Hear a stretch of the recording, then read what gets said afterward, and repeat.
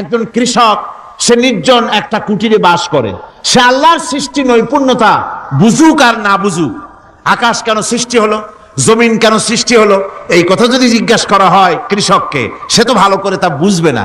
কিন্তু অন্তত এতটুকুন কথা একটা মূর্খ একজন চাষি, যে প্রত্যন্ত একটা অঞ্চলে বাস করে, একটা নিবিড় পল্লীতে বাস করে, অজ পাড়াগায় বাস করে, কোনো শিক্ষার আলো পৌঁছায় নাই, স্কুল নাই, কলেজ নাই, বিদ্যুৎ নাই, হসপিটাল নাই, রাস্তা নাই, টেলিফোনের ব্যবস্থা নাই, এমন একটা জায়গায় একটা নিরেট, একটা মূর্খ, একটা চাষি একটা ঘরের মধ্যে বাস করে। সে পৃথিবীর আল্লাহর সৃষ্টি নৈপুণ্যতা আর কিছু বুঝুক আর না বুঝুক, এতটুকুন কথা তো সে বোঝে যে আমি যদি অসুস্থ হই তাহলে এই গাছপালার পাতা শিকড় বেটে খেলে আমি রোগমুক্ত হয়ে যাই।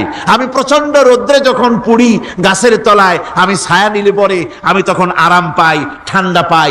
এই গাছগুলি তার তরুণ বয়সে আমাকে ফল দেয়, গাছ যখন বড় হয় তখন সে আমাকে ছায়া দেয়। এই গাছের তক্তাগুলি দিয়ে, গাছ দিয়ে কাঠ হয়, তা দিয়ে তক্তা হয়, তা দিয়ে খুঁটি হয়, তা দিয়ে আড়া হয়, তা দিয়ে নৌকা হয় ইত্যাদি সে বুঝতে পারে। তাছাড়া এই গাছ যখন বুড়ো হয়ে গেল, শুকিয়ে গেল, তখন এই গাছ দিয়ে আগুন জ্বালায়া আমি রান্না বান্না করি। গাছ এত আমার উপকার করছে, তার দ্বারা উত্তাপ পাই, আলো পাই, এত কিছু পাই। একটা মূর্খ লোকও চিন্তা করলে এতগুলি জিনিস সে অনুভব করতে পারে, এবং এরপরে তার চিন্তা চলে যায় যে এই সমস্ত নিয়ামত এমনি হয় নাই, নিঃসন্দেহে একজন এগুলি সৃষ্টি করেছেন, তার নাম আল্লাহ। তার নাম কি? তার নাম রহমান। যারা বলেন তার নাম কি? রহমান। তিনি সৃষ্টি করেছেন, তিনি এগুলি দান করেছেন। এই বৃক্ষরাজি আল্লাহ পাক বলছেন, নিল্লাযী জাআলা লাকুম মিনাশ শাজারিল আখদারি নারান ফাইযা আনতুম মিনহু তুকিদুন। আল্লাহ রাব্বুল আলামিন বলেন, সেই দয়াময় আল্লাহ রাব্বুল আলামিন গাছ সৃষ্টি করেছেন, আর এই গাছগুলি সৃষ্টি করে দিয়েছেন তোমাদের কাজের জন্য, যা দিয়ে তোমরা আগুন জ্বালাও, চুলা জ্বালাও, রান্না বান্নার কাজ করো। ওয়া রাহমাতি ওয়াসিআত কুল্লা শাই, আমার রহমত ঘিরে আছে আমার গোটা পৃথিবীকে, সর্বত্র আমার রহমত আর রহমত। এই কোরআন শরীফ শিক্ষা দিয়েছেন তিনি। আর রহমান আল্লামাল কোরআন, এই কোরআন শিক্ষা দিয়েছেন সেই মহান আল্লাহ রাব্বুল আলামিন, যিনি হচ্ছেন রহমান, যার দয়া দিয়ে গোটা পৃথিবী পরিব্যাপ্ত হয়ে আছে। এক মুহূর্তের জন্য চিন্তা করুন, এক মুহূর্তের জন্য চিন্তা করুন, আল্লাহ পাকের দয়া যদি না থাকতো তাহলে কি অবস্থা হতো? এই পৃথিবী আছে কিন্তু কোনো সৌন্দর্য নাই, আকাশ আছে কিন্তু কোনো তারকা নাই, তারকা আছে কিন্তু তাতে কোনো আলো নাই, গাছ আছে কিন্তু তাতে কোনো সবুজ শ্যামলিমা নাই, আওয়াজ আছে কিন্তু তাতে কোনো সুর নাই, মানুষ আছে কিন্তু তার দেহের মধ্যে কোনো ঐক্য নাই। এই জাতীয় একটা পৃথিবীর চিন্তা মানুষ করতে পারে না। এটা একটা কবরস্থানের মতো অবস্থা হয়ে যাবে। আল্লাহ পাক বলছেন, দেখো আকাশ বানাইছি, আবার সেই আকাশ দেখতে যেন সুন্দর হয় সেজন্য তারকা প্রদীপ দিয়ে আকাশকে সাজাইছি। যেরকম সুবহানাল্লাহ। আল্লাহ রাব্বুল আলামিন বলেন, ওয়ালাকাদ যায়্যানাস সামাআদ দুনিয়া বিমাসাবিহ। আল্লাহ পাক বলেন, এই দুনিয়ার আকাশ খানিকে তারকা প্রদীপ দিয়া সাজায় রেখেছি মনের মতন। দেখো তুমি তাকাইয়া, কি সুন্দর করে নয়নবিরাম দৃশ্য আকাশ বানালাম, চতুর্দিকে তারকা রাত্রে ফুটে উঠল, যা দেখলে মানুষের নজর, মানুষের সুন্দর, তার চক্ষু শীতল হয়ে যায়। ধরে বলেন সুবহানাল্লাহ। সুন্দর করে এই আকাশটাকে আমি সাজিয়েছি। তারপরে আল্লাযী খালাকা সাবআ সামাওয়াতিন তিবাকা মা তারা মিন খালকির রহমানি মিন তাফাবুত। স্রষ্টা তিনি সপ্ত আকাশ রচিলেন থরে থরে, কোন ত্রুটি হেরিবে না তার পূর্ণ সৃজন পরে। চাও তুমি তার সৃষ্টি পানে, দেখো কিছু ভুল চোখ, ফিরাও তোমার নয়ন খানি, ফিরাও তোমার মুখ। অক্ষমহীন দৃষ্টি তোমার সৃষ্টিতে পাবে ফাঁকি, ফিরাও তোমার নয়ন খানি, ফিরাও কাঙ্গালাখি। আল্লাহ পাক বলেন, আমার আকাশের দিকে তাকাও, বারবার তাকাও, সূর্যের দিকে তাকাও, চন্দ্রের দিকে তাকাও, গাছপালার দিকে তাকাও, তাকায় দেখো কোনো ভুল আছে নাকি, ভালো করে দেখো কোনো ভুল আছে নাকি। আল্লাহ পাক বলেন, আবার তাকাও, দেখতে দেখতে তোমার চক্ষু দুর্বল হয়ে তোমার কাছেই ফিরে আসবে। আমার সৃষ্টি নৈপুণ্যতার ভিতরে কোনো ভুল পাবে না। সুবহানাল্লাহ। একজন দরবেশ সাহেব, তিনি একবার এই সূরার পড়তেছিলেন, মুখস্থ তেলাওয়াত করতেছিলেন, একটা গাছের তলায় বসে, একটা বট গাছের তলায় বসে এটা তেলাওয়াত করতেছিলেন। যখন তিনি পড়লেন হাল তারা মিন ফুতুর, আমার সৃষ্টি নৈপুণ্যতার ভিতরে কোনো ভুল পাওয়া যায় নাকি?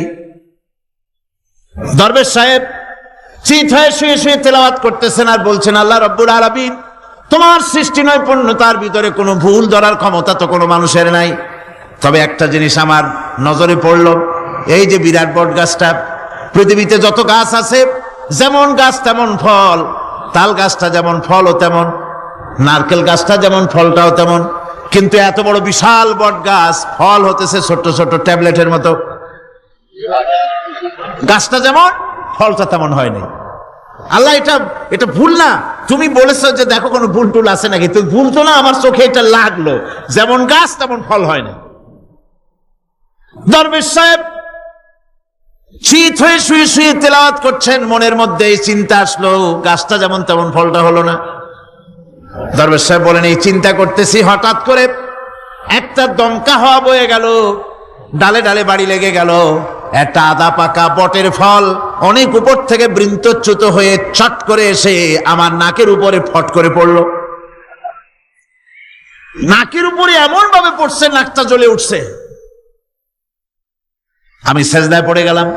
দরবেশ সাহেব বলেন, আমি সেজদায় পড়ে গেলাম, চোখের পানি ফেলে আল্লাহর দরবারে মাপ চাইলাম, বললাম, রব্বুল আলামিন, তোমার কোনো জিনিসের ভিতরে কোনো খুঁত নাই, নিখুঁত জিনিস তুমি বানাইছো, কোনো ভুল নাই।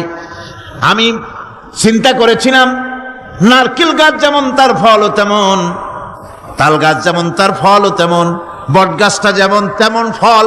আমার আন্দাজ মতো, আমার চিন্তা মতো, যত বড় বট গাছ অত বড় ফলটা যদি হতো, বটের ফলটা যে পজিশন নিয়ে আমার নাকে পড়েছিল, গাছ যেমন ফল তেমন হলো, নাকও যেত, আমার মাথাও যেত।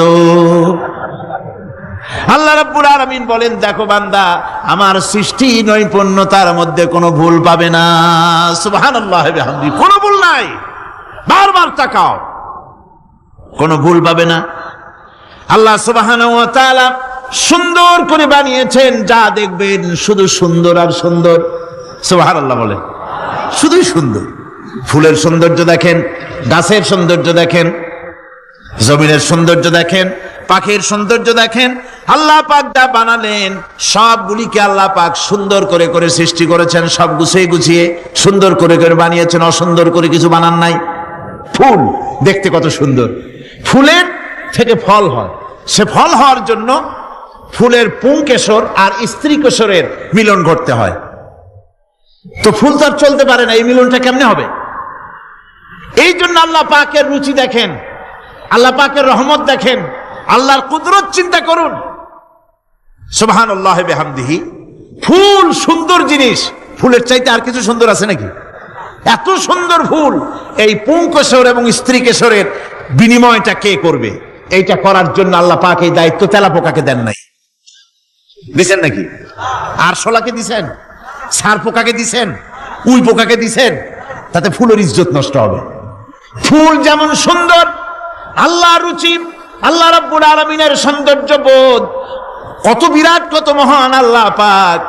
ফুল যেমন সুন্দর, ওই সুন্দর ফুলের উপরে তেলাপোকা পড়লে ফুলের সৌন্দর্য নষ্ট হবে।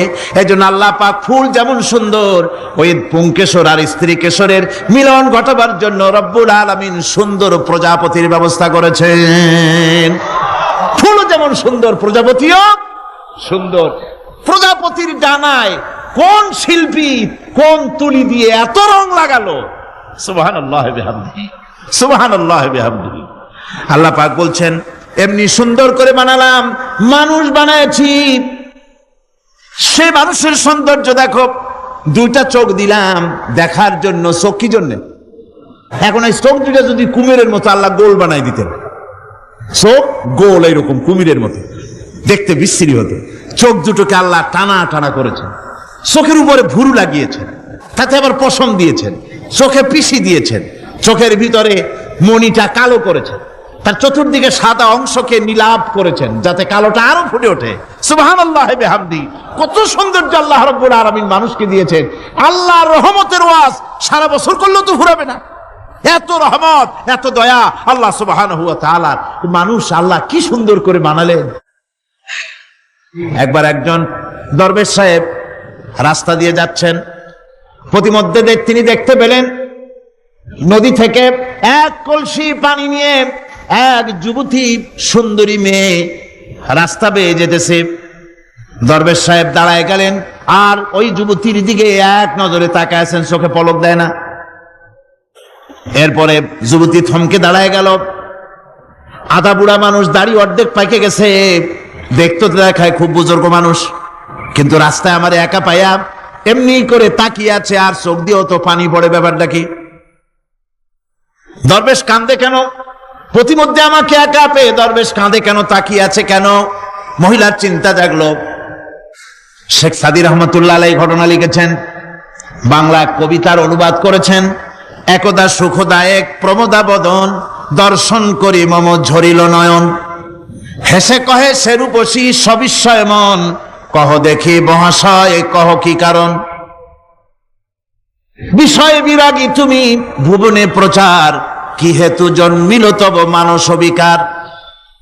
যুবতী মেয়েটি বলছে, ওগো দরবেশ সাহেব, হুজুর সাহেব, আমি একটা যুবতী মেয়ে লোক, রাস্তায় আমাকে একা পেয়ে আপনি আমার দিকে তাকায় আছেন আর কাঁদতেছেন। এই বৃদ্ধ বয়সে ভীমরতি হলে কেন? আমাকে দেখে কাঁদেন কেন আর এক নজরে কেন তাকায়ছেন? কারণটা কি? কি কুমতলব আছে? দরবেশ সাহেব বলছেন, হেসে কহিলাম বালে করহ শ্রবণ, নেত্র ঝরে তবু হেতু ভেব না এমন। হে রূপসী মেয়ে, তোমার জন্য আমি কান্দি, একথা একবারও চিন্তা করো না। যে শিল্পী রচিল এই সুধাংশু বদন, তাহার তরে ঝরে নেত্র নয়নে জীবন। তোমার প্রেম পাওয়ার জন্যে, তোমাকে দেখে লোবাতুর এবং কামুক হয়ে তোমার দিকে তাকায় কান্দি, একবারও ভেব না। আল্লাহর কসম আমি কাঁদতেছি তোমার এত সুন্দর স্বাস্থ্য আর চেহারা যে আল্লাহ রাব্বুল আলামিন বানায় দিলেন, না জানি সেই আল্লাহ কত সুন্দর। যার সৃষ্টি এত সুন্দর সেই আল্লাহ রাব্বুল আলামিন না জানি কত সুন্দর। আল্লাহ পাক সেই সুন্দর আল্লাহ রাব্বুল আলামিনকে দেখার তৌফিক যেন আমরা পাই। জোরে বলেন আমিন, আর জোরে বলেন আমিন। আল্লাহ পাক বলছেন, আমি সুন্দর করে সব তৈরি করে দিয়েছি। বুঝবে তারা যারা চিন্তাশীল, যারা গবেষণা করে। ইন্না ফি খালকিস সামাওয়াতি ওয়াল আরদি ওয়া ইখতিলাফিল লাইলি ওয়ান নাহার লাআয়াতিন লিউলিল আলবাব। নিশ্চয়ই যারা নাকি জ্ঞানবান, তারা রাত এবং দিনের পরিবর্তন, আকাশ এবং জমিনের সৃষ্টি ইত্যাদির ব্যাপারে, এই সৃষ্টি নৈপুণ্যতার ব্যাপারে তারা চিন্তা করে, গবেষণা করে। রাত এবং দিনের পার্থক্য মানুষের জীবন পদ্ধতিকে দুই ভাগে বিভক্ত করেছে, রাত এবং দিন। দেখেন আল্লাহর রহমত এবং কুদরত সব জায়গায়। রাত এবং দিন মানুষের জীবন চলার পথকে, জীবন পদ্ধতিকে কয় ভাগে ভাগ করেছে? দুই ভাগ। আল্লাহ পাক বলেন, ওয়াজআলনাল লাইলা লিবাসান ওয়াজআলনান নাহারা মাআশা। আমি রাতকে করেছি শান্তির বাহন, রাতকে করেছি আচ্ছাদন, শান্তির বাহন, আর দিনকে করেছি রোজগার করার জন্য। দিনের বেলায় রোজগার করবে, কামাই রুজি করবে, কল কারখানায় যাবে, খেতে খামারে যাবে, অফিস আদালতে যাবে, কাজ কাম করবে। এ কাজ করে করে শরীরের ভিতরে ক্লান্তি আসে, অবসাদ এসে যায়। আল্লাহ রাব্বুল আলামিন বলেন, আমি আবার রাত বানালাম। ওই রাতের বেলায় মানুষ যখন ঘুমায় যায়, এই ঘুম তার সমস্ত অবসাদ আর ক্লান্তি দূর করে দিয়ে সকাল বেলায় আবার তাজা মানুষ করে সমস্ত একেবারে পরিপূর্ণ কর্মক্ষম একজন মানুষে তাকে পরিণত করে দেয়। রাতটাকে আচ্ছাদন করে দিয়েছি, দিনের কোলাহল মুক্ত রাত। সূর্যের আলোর ঝলকানি, তীব্র আলো নাই, চিৎকার নাই, আওয়াজ নাই। রাতের একটি অন্ধকার চাদর পরিয়ে দিলাম এই পৃথিবীর উপরে, রাতের একটি অন্ধকার চাদর পৃথিবীর উপরে পরিয়ে দিলাম। কোলাহল মুক্ত পৃথিবী, এখন সূর্যের তীব্র আলো আর নাই। এখন আরামে তুমি ঘুমিয়ে যাও, ঘুমাও, আবার সকালবেলা উঠে তুমি কাজ করবে। আল্লাহ পাক বলেন, আমি এভাবে ওয়ামির রাহমাতিহি জাআলা লাকুমুল লাইলা ওয়ান নাহারা লিতাসকুনু ফীহি ওয়া লিতাবতাগু মিন ফাদলি। আল্লাহর রহমতের ভিতরে এটাও রহমত, আল্লাহর করুণা, আল্লাহর দয়া, যে তিনি দিনকে করেছেন রুজি কামার জন্য, রাতকে করেছেন তিনি তোমাদের জন্য ঘুমাবার জন্য, বিশ্রামের জন্য। এই ব্যবস্থা আল্লাহ রাব্বুল আলামিন করেছেন, যিনি তোমাদেরকে দুপুর বেলায়, বিকেল বেলায়ও তোমাদেরকে অবসাদ গ্রহণের জন্য, আরামের জন্য দুপুর এবং বিকাল, সকাল ইত্যাদি তৈরি করেছেন। কোরআন শরীফের ভিতরে আল্লাহ পাক এ সমস্ত কথাগুলি ব্যাখ্যা সহকারে বলে দিচ্ছেন যে আমার রহমত ওয়াসিআত রাহমাতি কুল্লে, সেই সমস্ত জিনিসের চতুর্দিকে, তুমি যেখানে আছো তার চতুর্দিক, আকাশ এবং জমিন, আমার রহমত তোমাকে ঘিরে রেখেছে। এ কোরআন নাজিল করেছেন সেই আল্লাহ, সেই রহমান, যার দয়া সর্বত্র ছড়িয়ে আছে।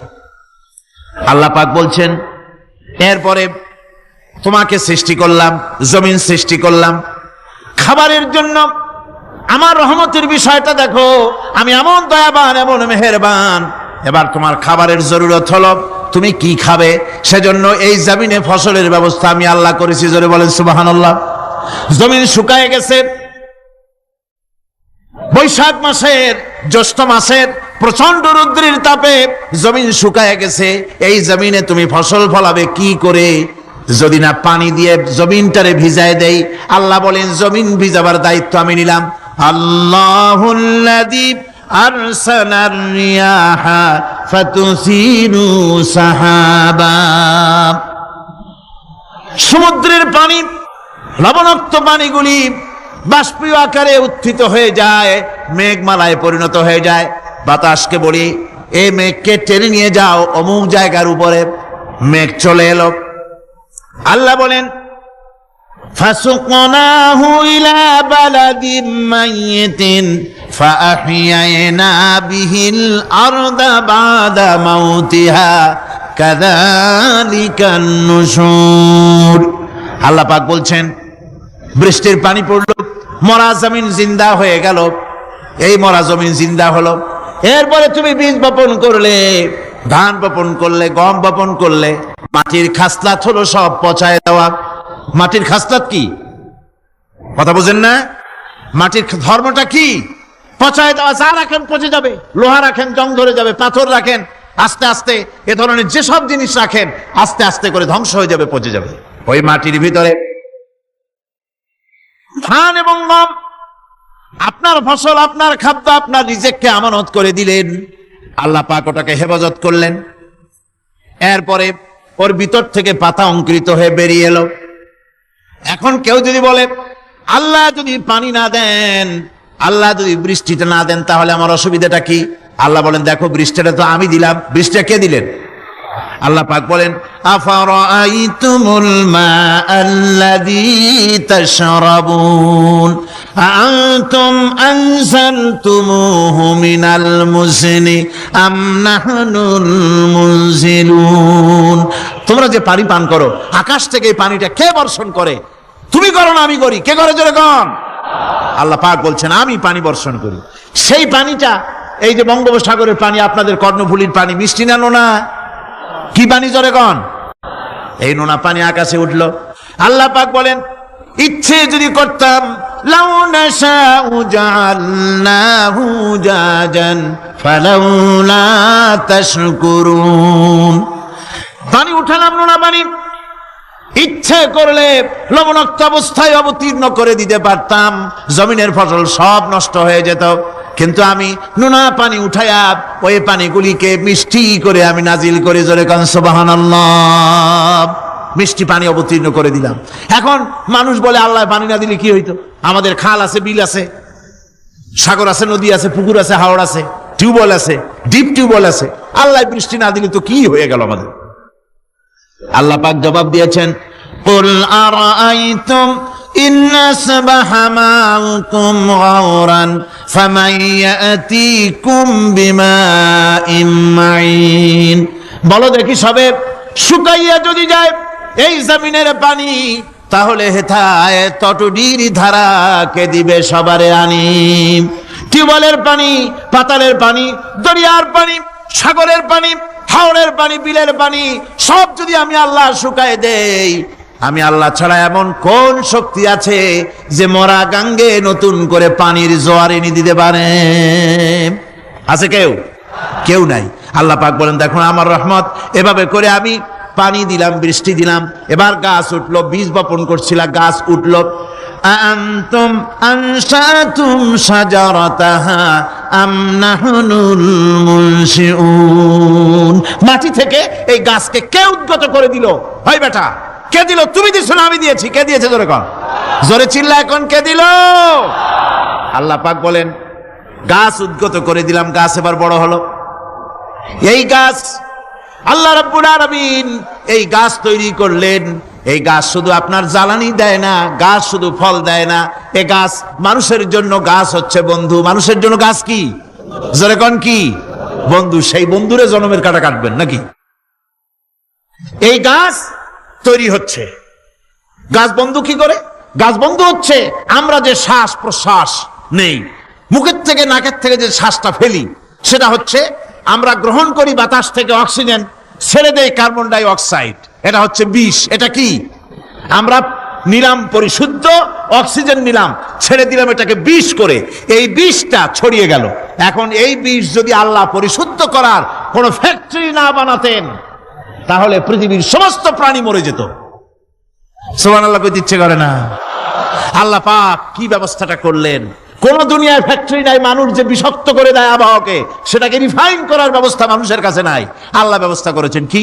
আল্লাহ পাক গাছ বানায় দিলেন, গাছের সবুজ শ্যামল রং, ঘাসের সবুজ শ্যামল রং, তার খাদ্য হতেছে আপনি যেটা ছেড়ে দেন, আপনার জন্য যেটা বিষ, সেটা হচ্ছে তার জন্য খাদ্য। কার্বন ডাই অক্সাইড গাছ টেনে নেয়, সারা রাত টানতে থাকে, অক্সিজেন থেকে, বাতাস থেকে সারা রাত টানতে থাকে, কার্বন ডাই অক্সাইড খাবার হিসাবে সে টেনে নেয়। আর দিনের বেলা যখন রোদ ওঠে, সূর্যের উত্তাপ আর গাছের সবুজ রং দুটোতে মিলে এক প্রকারের রন্ধন ক্রিয়া হয়, রাঁধা হয়। সেই রান্নার মাধ্যমে গাছের ভিতর থেকে গাছ আবার অক্সিজেন মানুষের জন্য, প্রাণীর জন্য ছেড়ে দেয়। সুবহানাল্লাহ। তো গাছ আপনার জন্য বন্ধু। একদিকে গাছ আপনার এই কাজ করলো, ফার্নিচার বানাইলো, ছায়া দিল, ফল দিল। আল্লাহ পাক বলেন, এই গাছগুলি কে তৈরি করলো? মিয়া তুমি করছো? না, আমি করছি। আমি আমার রহমত দিয়ে তোমার গাছ বানাই দিলাম। এরপরে ফসল দিলাম, ফসল হলো, তোমার তরি তরকারি হলো, সবকিছু তোমার হয়ে গেল। এবার ফসল দেখা মানুষে যখন দেখে জমিনে বড় বড় ধানের গোছা হয়েছে, মোটা মোটা ধানের গোছা হয়েছে, মোছে তখন তেল মাখে আর নতুন নতুন গানের আয়োজন করে। এবার ফসল বেশি হয়েছে, গান, থিয়েটার, বাজনা, গুনাগার বিবি, কত রকমের গানের ব্যবস্থা করে ফেলে। জমিনে ফসল আর মোছে তেল মাখে আনন্দে। আল্লাহ রাব্বুল আলামিন বলেন, লাউ নাশাউ লাজআলনাহু হুতামান ফাযান্তুম তাফাক্কাহুন। আমি যদি ইচ্ছে করি তোমার জমিনের সমস্ত ফসলটাকে আমি সম্পূর্ণ কুটায় পরিণত করে দিতে পারি, তুষে পরিণত করে দিতে পারি। পারেন না? ধানের ভিতরে আল্লাহ যদি চাউল না দেন, তাহলে সব তুষ হয়ে যাবে না? তখন কি করবেন আপনারা? কি করবেন? কোন বাংলাদেশ তখন হরতালের দেশ। যখন আপনি দেখলেন যে জমিনে ধানে এবার সব তুষ হইছে, তখন আল্লাহর বিরুদ্ধে হরতাল করেন। লাভ হবে কিছু? লাভ হবে? আল্লাহর বিরুদ্ধে আপনারা অনশন ধর্মঘট করেন, লাভ হবে কিছু? কোনো লাভ হবে না। আল্লাহ রাব্বুল আলামিন বলেন, কোনো লাভ হবে না, বরং তোমরা তখন বলবে, ইন্না লামুগরামুন বাল নাহনু মাহরুমুন। কপালে তখন আঘাত করবে, করাঘাত করতে থাকবে আর বলবে যে আরে কপাল পোড়া হয়ে গেলাম, হতভাগ্য হয়ে গেলাম, বঞ্চিত হয়ে গেলাম, আল্লাহর রহমত থেকে সর্বনাশ হয়ে গেল। তখন কপালে আঘাত করা ছাড়া আর কিছুই করতে পারবে না। আল্লাহর বিরুদ্ধে মিছিল চলে না, সমাবেশ চলে না, বিক্ষোভ চলে না, হরতাল চলে না। মহান আল্লাহ রাব্বুল আলামিন বলছে, দেখো এইভাবে করে তোমার ফসলের ব্যবস্থা আমি আল্লাহ করেছি। আমি রহমান, আমি আল্লাহ পাক কি? এমন রহমান, আজ জমিনে ফসল বৃদ্ধির জন্য ইউরিয়া, সুপার সালফেট, সালফার সারের ব্যবস্থা হয়েছে, নানান জাতের সারের ব্যবস্থা হয়েছে। যখন এই সার মানুষ তৈরি করতে শেখে নাই, আবহমান কাল থেকে এই জমিনের জন্য সারের ব্যবস্থা কে করেছেন? জোরে কোন? আল্লাহ পাক বলেন, আমিন আয়াতিহি আইয়ুরিকুমুল বারকা খাউফান ওয়া তামাম। আমার অসংখ্য নিদর্শনাবলীর মধ্যে এটাও একটি নিদর্শন, যা আকাশে বিদ্যুৎ চমকে মেঘের গর্জন হয়। এই যে বিদ্যুৎ চমকে গর্জন হয়, এর মধ্যে রয়েছে মানুষের জন্য ভীতি এবং আশা। তারা ভয় পায়, আর এর মধ্যে আশাও রয়েছে। আশাটা কি? আশা হচ্ছে এই যে বিদ্যুৎ যে বছর যত বেশি চমকায় মেঘে, সে বছর জমিনে ফসল তত বেশি বাড়ে। কৃষিবিদরা বলেছেন, বিদ্যুৎ যত বেশি চমকায় জমিনের ফসল তত বেশি বাড়ে। সুবহানাল্লাহ। এর একটা সিস্টেম আছে, সেই সিস্টেম অনুযায়ী আল্লাহ জমিনে ফসল বাড়ায় দিলেন। আল্লাহ ফসল দিলেন। এবার আপনার আল্লাহ পাক বলছেন, দেখো ফসল দিলাম, ধান হলো, চাউল হলো, মাছ হলো, গোশ হলো, সব হয়ে গেছে, এখন তুমি খাবে। রান্না বান্না হয়ে গেল, রহমত আমার দেখো, আমার রহমতটা দেখো। এ কোরআন শিখাইছেন সেই আল্লাহ রাব্বুল আলামিন, যার নাম রহমান। জোরে বলেন, তার নাম কি? রহমান। চাউল হয়ে গেছে, চাউল তো শুধু ভর্তা বানায় খাওয়া যাবে না। ভাত হয়েছে, আটা দিয়া রুটি তৈরি হয়েছে, কি দিয়া খাবেন? আল্লাহ রাব্বুল আলামিন আপনার পুকুরের ভিতরে মাছ দিয়া দিলেন, জন্তু জানোয়ার দিলেন, চার পায়া জানোয়ারের গোশত হালাল করে দিলেন, পাখির মাংস আল্লাহ রাব্বুল আলামিন হালাল করে দিলেন। এখন মাছ হলো, গোশ হলো। মাছ আর গোশ সিদ্ধ করে খাওয়া যাবে? জোরে বলেন, যাবে? যাবে না। তার গন্ধ নষ্ট করতে হবে আর সুঘ্রাণ সৃষ্টি করতে হবে। এই গন্ধ নষ্ট করে সুঘ্রাণ সৃষ্টি করার জন্য লবঙ্গ তৈরি করলেন কে? কথা কন না কেন? এলাচি কার? দারচিনি কার? লবণ কার? মরিচ কার? হলুদ কার? পেঁয়াজ কার? সুবহানাল্লাহ। এত নিয়ামত আল্লাহ রাব্বুল আলামিন বলেন, ওয়া ইন তাউদ্দু নি'মাতাল্লাহি লা তুহসুহা। আমার নিয়ামত গণনা করে করে আমার নিয়ামত গুণে শেষ করতে পারবে না, এত নিয়ামত আমি দান করেছি। এরপরে তরি তরকারি হলো, মাছ গোশ খেতে খেতে অস্থির হয়ে যাবে। তারপরে তরি তরকারি দিলাম, শাক সবজি দিলাম, সবকিছু আমি আল্লাহ রাব্বুল আলামিন দিয়েছি। আমার নাম রহমান, তোমার সমস্ত প্রয়োজন আমি দিয়েছি, মিটাই দিয়েছি। এবার তরি তরকারি হলো, আর মানুষ তরি তরকারি খাইলো, আল্লাহ শুকর আদায় করলো না। শুকর আদায় করে? করে না। এত সুন্দর মজার কদু, সেই কদু খায়, আর কদু খাইয়া মোসে তাও মারে, আর বলে স্বাদের লাউ বানাইলো বৈরাগী। আল্লাহ শুকর আদায় করে, আল্লাহর নিয়ামতের শুকরিয়া আদায় করে না। আমার ভাইয়েরা, আল্লাহ রাব্বুল আলামিন বলেন, এই পৃথিবীর আমি রহমান, কোরআন আমি শিখাইছি আমি রহমান। এমন রহমান শুধু মানুষকে খাবার দেই না, এই পৃথিবীর সকল প্রাণীকে আমি খাবার দেই। জোরে কোন সুবহানাল্লাহ। সকল প্রাণীর খাবার কে দেন? ওয়ামা মিন দাব্বাতিন ফিল আরদি ইল্লা আলাল্লাহি রিজকুহা। এই পৃথিবীর বুকে এমন কোন বিচরণশীল জীব নাই যে জীবের রিজকের দায়িত্ব আমি আল্লাহ গ্রহণ করি নাই। সমস্ত রিজকের দায়িত্ব কে নিয়েছেন? চিল্লায় কোন? আল্লাহ সুবহানাহু ওয়া তাআলা। আচ্ছা, আপনি কোন তো দেখি, একজন জমিদার, একজন বড় লোক, চৌধুরী, খুব বড় লোক, তার বাড়িতে 20 জন লোক গেছে রাতের বেলায়। রাতের বেলায় 20 জন লোক গিয়ে মেহমান হইল। মেহমান হইয়া তারা বলতেছে, সাহেব আমরা তো মেহমান, আমি এক একজন এক এক রকমের খাবার চাইলো। একজনে বললো আমি হরিণ খাবো, আর একজনে কয় আমি মুরগি খাবো, আর একজনে বললো আমি খরগোশ খাবো, আর একজনে বললো আমি হাতি খাবো, আর একজনে বললো আমি ছাগল খাবো। 20 জন মানুষের 20 রকমের খাবার চাইলো। একজনে কয় বোয়াল মাছ খাবো, আর একজনে কয় রুই মাছ খাবো। 20 জনে 20 রকমের খাবার দাবি করলো। বলেন, জমিদার তো বাড়ির ধারে, জমিদারের বাপ, সেও কি পারবে 20 জনকে 20 রকমের খাবার পরিবেশন করতে? কোন প্রস্তুতি ছাড়া পারবে? পারবে। কোন প্রস্তুতি ছাড়া, কোন প্রস্তুতি ছাড়া জমিদার হোক, রাজা বাদশাহ হোক, 20 জন মানুষের খাবার 20 রকমের দিতে পারে না। আর আল্লাহ এমন রহমান, এই পৃথিবীর লক্ষ কোটি কোটি জাতির প্রাণীকে কোটি কোটি রকমের খাবার আল্লাহ রাব্বুল আলামিন পরিবেশন করতেছেন। সাপের খাবার একরকম, ব্যাঙের খাবার আর এক রকম, ব্যাঙে যা খায় সাপে তা খায় না, সাপে যা খায় ব্যাঙে তা খায় না। হাতির খাবার, গন্ডারের খাবার, ভল্লুকের খাবার, বাঘের খাবার, সিংহের খাবার, মানুষের খাবার, ছাগলের খাবার, মুরগির খাবার, মশার খাবার, সারপোকার খাবার, সমস্ত খাবার ভিন্ন ভিন্ন। আবার সমস্ত খাবারের মজা আল্লাহ রাব্বুল আলামিন আলাদা আলাদা করে দিয়েছেন। এমন রহমান, আপনার পেট ভরবেন শুধু স্বাস্থ্য বাড়াবার জন্য, পেট ভরে খাওয়া দরকারটা ছিল। আল্লাহ পাক দেখলেন যে না, শুধু পেট ভরলে তো এরকম খাইতে চাইবে না, তাই আল্লাহ রাব্বুল আলামিন জিহ্বা দিয়ে দিলেন যাতে করে মজা লাগে আর খায়। সব রকমের মজা, এক এক গোশতে, এক এক মাছে, এক এক তরকারিতে এক এক রকম মজা। না সব রকম মজা, সব একরকম মজা, ভিন্ন ভিন্ন রকমের মজা। আল্লাহ পাক বলেন আমি রহমান, দেখো আমি কিভাবে খাওয়াই। ওয়া কাইয়্যিম মিন দাব্বাতিন লা তাহমিলু রিজকুহা আল্লাহু ইয়ারযুকুহা ওয়া ইয়্যাকুম। এই পৃথিবীতে এমন অনেক বিচরণশীল জীব আছে যে জীবেরা, যে প্রাণীরা নিজের জন্য কোনো সঞ্চয় করে না, সঞ্চয় করে শুধুমাত্র পৃথিবীর মানুষ। আর পিঁপড়ায় কিছু সঞ্চয় করে। অন্যান্য বহু প্রাণী আছে যাদের কোনো সঞ্চয় নাই। কি বলেন, পাতিশিয়ালের কোনো ব্যাংকে অ্যাকাউন্ট আছে নাকি? না।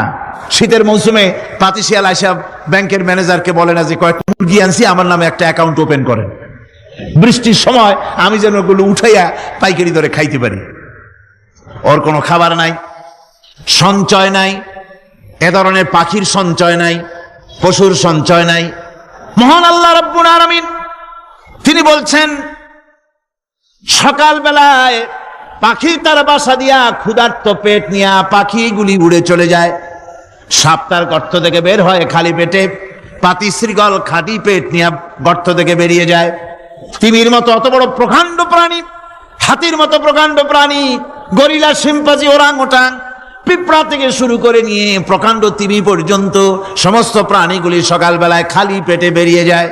সারাদিন ঘোরাঘুরির পর আল্লাহ সুবহানাহু ওয়া তাআলা বলেন, সন্ধ্যাবেলায় সমস্ত প্রাণীর পেটগুলি ভরে আমি আল্লাহ তাদের বাসায় ফিরাইয়া দেই।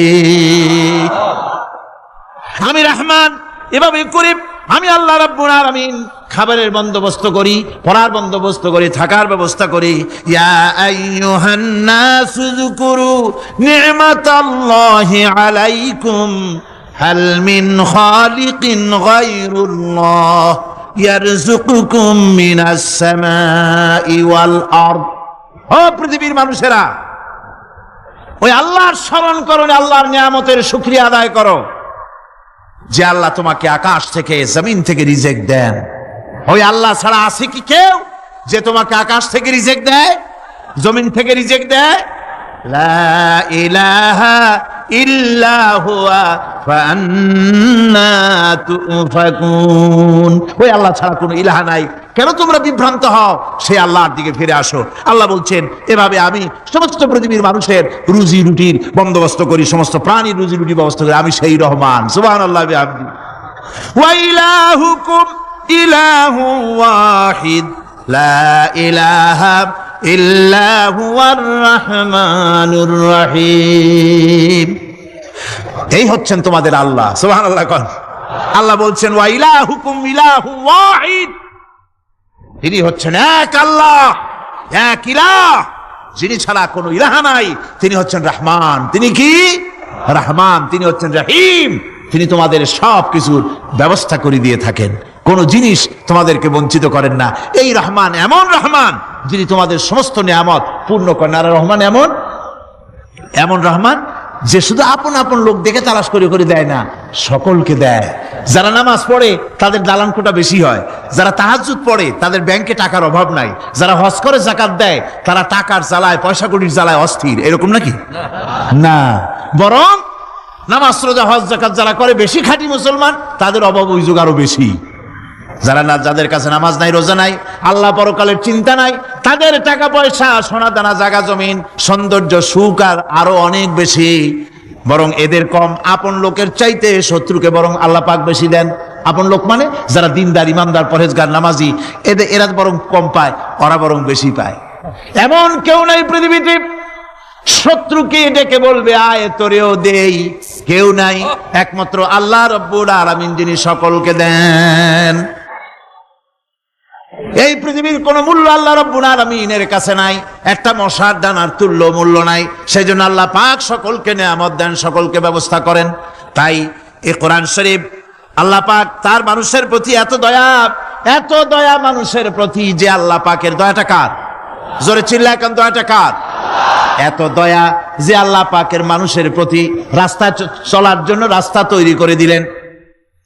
পাহাড়ের ভিতরে মানুষ যেন হারায় না যায়, পাহাড়ের ভিতরে গিরিপথ বানালেন যিনি, মরুভূমির ভিতরে হারায় না যায় নিশানা বানালেন যিনি, সমুদ্রের ভিতরে রাতের আধারে যেন গভীর সমুদ্রে হারায় না যায় সেজন্য মহাশূন্যের ভিতরে তারকা প্রদীপ জ্বালায়া পথের নির্দেশনা দিয়ে দিলেন যিনি, এত ব্যবস্থাপনা যিনি করলেন, সে আল্লাহ রাব্বুল আলামিন মানুষের জন্য এই পৃথিবীতে ব্যক্তি, পরিবার, সমাজ ও রাষ্ট্রে, আন্তর্জাতিক জীবনে, স্বরাষ্ট্রনীতি, পররাষ্ট্রনীতি, শিক্ষানীতি, যুদ্ধনীতি, বন্দিনীতি, তার জীবনের সমস্ত নীতিমালার ব্যাপারে আল্লাহ রাব্বুল আলামিন বুঝি কোনো দিগদর্শন দেন নাই। দিয়েছেন কিনা? সুতরাং রহমানের দাবি হচ্ছে, আল্লাহর রহমানিয়তের দাবি হচ্ছে বান্দার জন্য কোরআন শিক্ষা দেওয়া। যত শিক্ষা আল্লাহ দিয়েছেন, যত দয়া আল্লাহ বান্দাকে করেছেন, সবচাইতে বড় দয়া কোরআন শিক্ষা দেওয়া। জোরে কোন সুবহানাল্লাহ।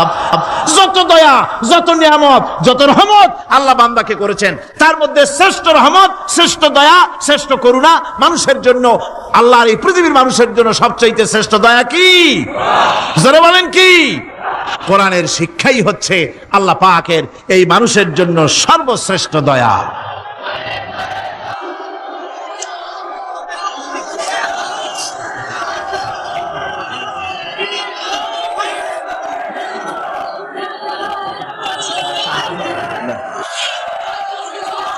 আমার ভাইয়েরা, কোরআনে কারীম কত বড় নিয়ামত। আর রহমানু আল্লামাল কোরআন। এতক্ষণ যেই রহমানের দয়ার কথা বললাম, সেই রহমান কোরআন শিখাইছেন। সুবহানাল্লাহ। কি শিখাইছেন? কোরআন। সেই কোরআন তিনি কি শিখালেন? কোরআনের শিক্ষা কি? কোরআন আমাদের কি দিল? আল্লাহ কি শিখালেন? সেই ব্যাপারে কথা হবে আগামীকাল ইনশাআল্লাহ। সবাই বলেন ইনশাআল্লাহ। দাঁড়ানো ভাইরা বসেন, দাঁড়ানো ভাইরা সবাই বসেন, মোনাজাতে অংশগ্রহণ করেন। মোনাজাত করা জরুরি, কেউ দাঁড়িয়ে থাকবেন না, সবাই বসেন, মোনাজাতে অংশগ্রহণ করুন, মোনাজাত করুন। দাঁড়ানো ভাইরা বসুন, কেউ দাঁড়িয়ে থাকবেন না। আমি আজকে আর লম্বা কথা বলবো না, যেহেতু আমি পরিশ্রান্ত হয়ে এসেছি। আগামীকাল ইনশাআল্লাহ এর থেকেও আগে শুরু করবো। আজকে যেমন দেরিতে শুরু হয়েছে, এরকম আগামীকাল দেরিতে শুরু হবে না ইনশাআল্লাহ। আরো আগে শুরু করব, যাতে করে আমি আপনাদের সামনে কথাগুলি সুন্দর করে বুঝাতে পারি। সবাই বলেন আমিন। কোরআন আমাদের কি দিল, কত বড় রহমত এই কোরআন, যে আল্লাহর এত বড় দয়া, সে আল্লাহ আমাদের কি শিখালেন, সেই কথাই আগামীকাল আলোচনা হবে ইনশাআল্লাহ। আজানে এই কি বলে, মুনাজাতের পর আজান হবে, আজানের পরে বা জামাতে এশার নামাজ হবে, এশার নামাজ বা জামাতের সাথে আদায় করে যাবেন। আল্লাহুম্মা আমিন। রব্বানা যালামনা أنفسنا وإن لم تغفر لنا وترحمنا لنكونن من الخاسرين ربنا لا تزغ قلوبنا بعد إذ هديتنا وهب لنا من لدنك رحمة إنك أنت الوهاب أي الله تعالى হাজার হাজার মুসলমান নরনারী দীর্ঘক্ষণ ধরে তোমার দ্বীনের কথা আমরা শুনেছি, আলোচনা করেছি। মেহেরবানি করে দুরূদ ও সালাম টুকুন, আলোচনার সওয়াব টুকুন জনাবে মুহাম্মদ রাসূলুল্লাহ সাল্লাল্লাহু আলাইহি ওয়াসাল্লামের রূহ মুবারকে পৌঁছায় দাও রব্বুল আলামিন। আমরা যত লোক এখানে বসেছি, এর মধ্য থেকে যাদের মা বাপ দুনিয়া থেকে বিদায় হয়ে গেছে, আল্লাহ দয়া করে মেহেরবানি করে কবরগুলিকে জান্নাতের টুকরায় পরিণত করে দাও রব্বুল আলামিন। কোরআনে কারীমের মাহফিলে এসেছে, সারা জীবন যত গুনাহ করেছে, কোরআনে কারীমের বরকতে আমাদের জিন্দেগীর সমস্ত গুনাহ খাতাকে মাফ করে দাও আল্লাহ। আয় আল্লাহ তাআলা, ইসলামী সমাজ কল্যাণ পরিষদ প্রতি বছর এই মাহফিলের আয়োজন করে থাকেন, তোমার কোরআনের খেদমত করে থাকেন। এবছরে আয়োজন করতে যথেষ্ট বেগ পেতে হয়েছে তাদেরকে। আল্লাহ তুমি তাদের প্রয়োজনকে গায়েবী মদদ দিয়া পুরা করে দাও রব্বুল আলামিন। এই খেদমতের পুরোধা যিনি, এ কোরআনে কারীমের তাফসীরের মাহফিলের সাথে যিনি অঙ্গাঙ্গী ভাবে জড়িত, মাওলানা শামসুদ্দিন সাহেব, আয় আল্লাহ তাআলা, ডাক্তাররা বলেছে তার দৃষ্টিশক্তি ফিরে পাওয়া অসম্ভব, কিন্তু আমরা তোমার কাছে কোনো জিনিস অসম্ভব মনে করি না। রব্বুল আলামিন, তোমার কাছে অসম্ভব বলে কোনো জিনিস তোমার কাছে নাই। তুমি দয়া করে মেহেরবানি করে তার চোখ দুটির দৃষ্টি শক্তি ফিরাইয়া দাও। রব্বুল আলামিন, এ মাহফিলকে তোমার দরবারে মঞ্জুর করে নাও। এ মাহফিলে যারা আসেন, যারা কথা বলেন, সকলকে যোগ্যতা দাও যাতে করে তোমার বান্দাদেরকে সঠিক কথা পৌঁছাতে পারেন। আমাদের দ্বীন ও ঈমান আকীদাকে আল্লাহ তুমি সহি করে দাও, তোমার রাস্তায় চলার তৌফিক দাও। এ মাহফিলের জন্য যারা পয়সা দেয়, কষ্ট করে, শুনতে যারা আসে, আল্লাহ তুমি তাদের প্রতি রহম করো। এই মাহফিলে বাংলাদেশের বিভিন্ন জেলা থেকে লোক আসে, বিভিন্ন জায়গা থেকে লোক আসে, বাড়িঘর ফেলে আসে। আল্লাহ প্রত্যেকের বাড়িঘর, বিবি বাল বাচ্চা তুমি হেফাজতে রেখো, সকলকে তুমি হেফাজতে রেখো। রব্বুল আলামিন, অনেকে দোয়া চেয়েছেন, অনেকের অসুখ। এক মহিলা লিখেছেন প্রতি বছর তিনি আসেন, এবার আসতে পারেন নাই, তিনি খুব দুঃখ করে লিখেছেন, আল্লাহ তুমি তাকে সুস্থ করো, ভালো করে দাও, যাতে অন্তত এই মাহফিলে একটাবারের জন্য তিনি আসতে পারেন, এর সুযোগ করে দাও। যত লোক অসুস্থ আছে, যত জায়গায় অসুস্থ আছে, অপারেশন হচ্ছে অথবা রোগ আছে, আল্লাহ তুমি সকলের রোগ ব্যাধি দূর করে দাও। আল্লাহ, আমি আপনাদের কাছে দোয়া চাই যেন বাকি 4 দিন যোগ্যতার সাথে আল্লাহ পাকের কালাম থেকে বলার জন্য যে ধরনের যোগ্যতা দরকার, কণ্ঠস্বর দরকার, স্বাস্থ্য দরকার, মন মানসিকতা দরকার, ইলম দরকার, আল্লাহ যেন দয়া করে তার এই গুনাহগার, এই ছোট্ট নগণ্য বান্দাকে যেন আল্লাহ দয়া করে দান করে দেন। রব্বুল আলামিন, যত মানুষ এই মাহফিলে আসছে, আল্লাহ সকলকে, আমাদের সকলকে তুমি আহলে কোরআন বানায়া দাও।